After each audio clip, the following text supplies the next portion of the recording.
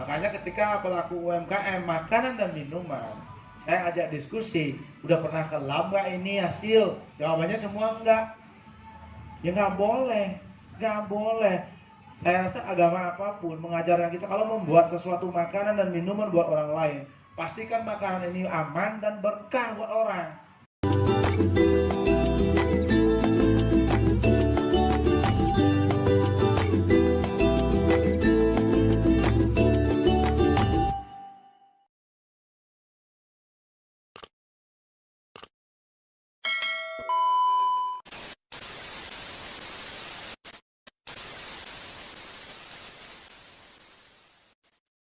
Oke, di tengah sekarang itu di hulu.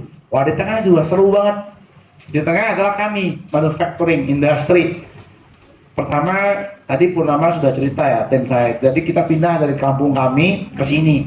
Jadi challenge-nya jelas, ini harus didirikan di area industri. Nah, pemerintah Badung itu area industri jalur ini saja.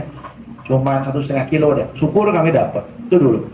Jadi hal pertama yang harus diperhatikan pada prinsip sustainability industri ya. Kalau mau usaha yang Bapak Ibu bangun itu sustain, tahu sustain nggak? Keberlangsungan, tahu nggak? Variabel paling penting pertama apa? Kalau mau sebuah usaha itu berlangsung, ayo coba. Ini standar nasional kok. Ini standar PBB. Angkatan apa? Tersedianya stok bahan itu menurut Bapak pertama. Oke, ada lagi yang lain? Tempat. Lokasi tadi ya? Iya. Oke, ada lagi? SDM. Oke, ini semua. Karena sustainability itu ada 150 indicators. Tapi indikator satunya adalah legal compliance, izin. Mau lokasi bagus, mau bahan baku tersedia, mau apapun, kalau melanggar aturan NEU ditutup. Mau punya uang gede, berapapun yang melanggar, kalian ditutup. Ya, nah ini yang harus dibagi dengan pelaku UMKM. Legal compliance, ikuti regulasi. Nah kalau kalian bangun industri makanan dan minuman, ada BP POM gurunya, ada dinas kesehatan gurunya, ya ada semua. Jadi kalau mau bangun pabrik, datang ke BP POM saya belajar, Pak, Bu, ajari saya bangun pabrik, udah lulus nanti layoutnya, karena ada izin prinsip namanya BP POM, diajarin kami. Baru saya bawa ke arsitek, bro, bangun pabrik, kata BP POM, kalau enggak U harus L, barang masuk, barang keluar, jadi di dalam nggak boleh ada traffic. Ya aman ya pabrik kami, makanya bentuknya situ barang masuk, proses, keluar barang jadi nggak boleh di dalam ada papasan. Salah satu contoh. Jadi izin dulu, mulai dari izin mendirikan tempat usahanya, hak paten mereknya. Hasil lab itu akan melahirkan izin edar. Kalau kecil namanya PIRT, kalau besar namanya BP POM, kalau biar bisa masuk Amerika namanya FDA, Food and Drug Administrators. Setiap negara punya izin. Kalau enggak, barang selundupan lah, barang kita, ya kan? Bukan modal pertama, izin, percaya deh. Regulasi pokoknya pertama. Saya bukan orang pemerintah, karena pengalaman saya sadar. Saya mengingatkan para pengusaha, lo izin lo, jangan main-main lo. Nggak enak rasanya ketika sales sudah sekian miliar dipanggil, susah ditutup, wah nggak enak banget, malah kita ngemplang pajak, segala macam lah. Akan keluar semua penyakit, makanya urus izin dulu. Nah, itu yang kami urus di awal. Setelah itu baru kami ke kedua, resource. Resource ini artinya sumber daya manusianya. Setelah sumber daya manusia, baru kami urus teknologinya. Terus pendanaannya, terus R&D di tengah ini. R&D itu research and development. Mau bikin rasa apa, mau packagingnya seperti apa, mau menyasar pasar yang mana. Ini di tengah semua. Jadi bicara kapasitas, tadi udah diceritain sama Pur. Kapasitas produksi kami di awal cuma 5 kilo per 26 jam. Naik ke 2 tahun, kami meningkat ke 200 kilo per hari. Nah dari 7 tahun yang lalu, naik ke setengah ton per 4 jam. Jadi cukup besar. Di awal berdiri kami cuma punya tim 2 orang, namanya Topan, ada Dewo gitu ya. Plus kami bertiga ini cuma berlima. Itu tim kami. Nah hari ini tim kami sudah mendekati 200 orang. Tumbuh semua. Tumbuh di 3 area juga begitu. Di area petani dulu kami kerjasama mungkin dengan 10-50 petani, dan cuma di Bali saja. Sekarang sudah ribuan petani dari Papua sampai Aceh. Ini satu pabrik kecil loh, satu pabrik kecil, satu industri kecil. Kalau fokus, kalau serius di 3 area itu yang dihasilkan. Nah area terakhir nih, siapa di hilir siapa? Siapa? Siapa di hilir? Kalau bapak bangun usaha di hilir siapa nih? Konsumen. Betul, konsumen. Nah, karena hari ini di pabrik coklat kita bicara coklat. Saya selalu suka data ya, karena namanya pengusaha pastilah data itu kitab sucinya.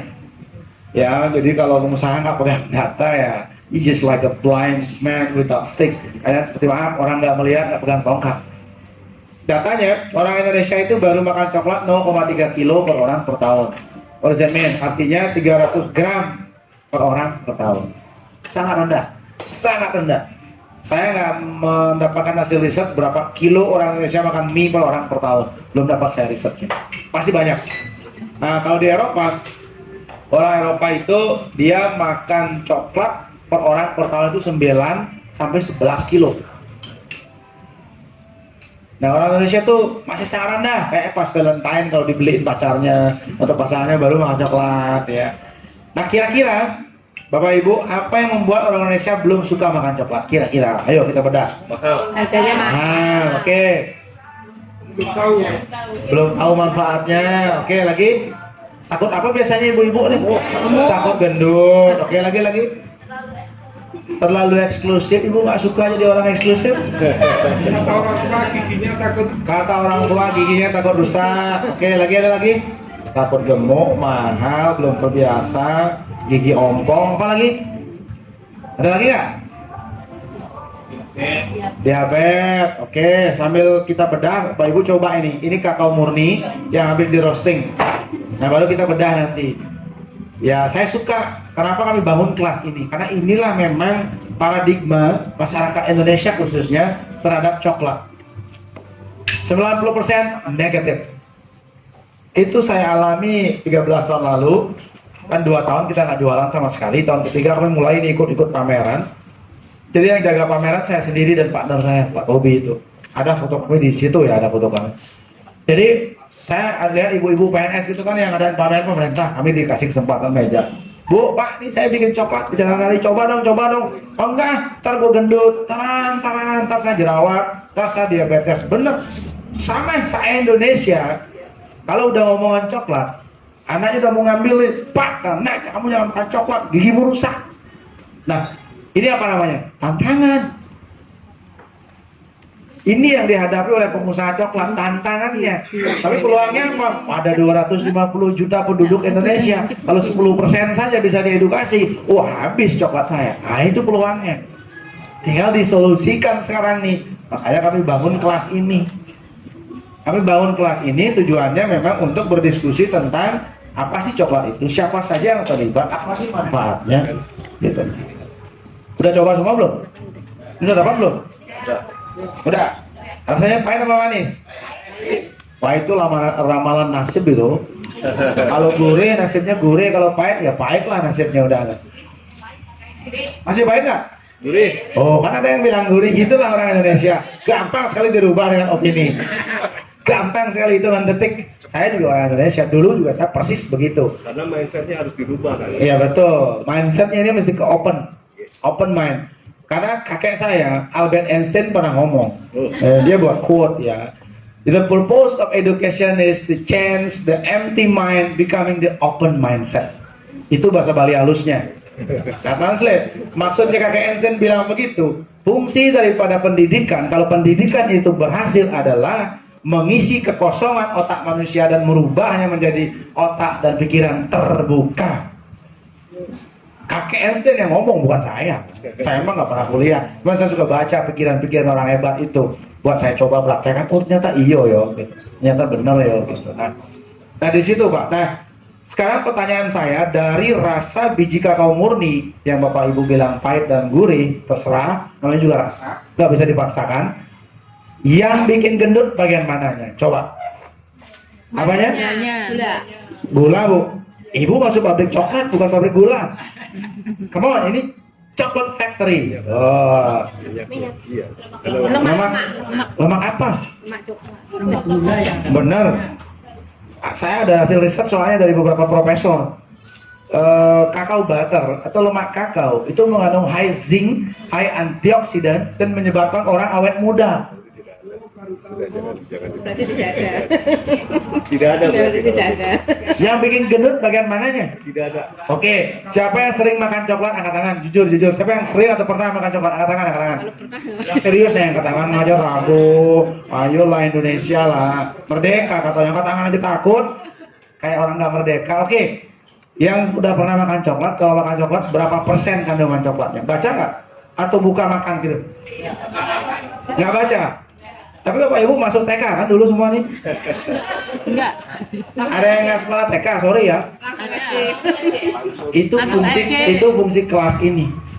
Kami mengingatkan semua umur, kalau kalian memasukkan sesuatu ke barang paling berharga pemberian Tuhan yang kita sebut badan, tolong dibaca. Karena banyak manusia lahir dengan lactose intolerant atau alergi. Misalnya Bapak Ibu alergi kacang, misal, udah jelas di kandungannya kalau dia punya izin, makanya saya suruh makan makanan yang ada izinnya, pasti tercantum kandungannya. Kacang sekian persen, gula sekian persen. Misalnya Bapak Ibu alergi kacang, makan coklat ada kacang, ya sakit lah. Yang salah siapa? Yang pembuat coklat apa yang makan? Yang makan. Karena nggak baca.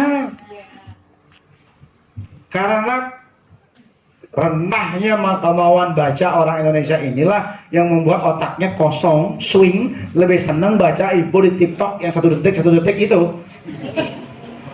Jadi gampang terprovokasi. Mau nggak anak-anak kita juga begitu?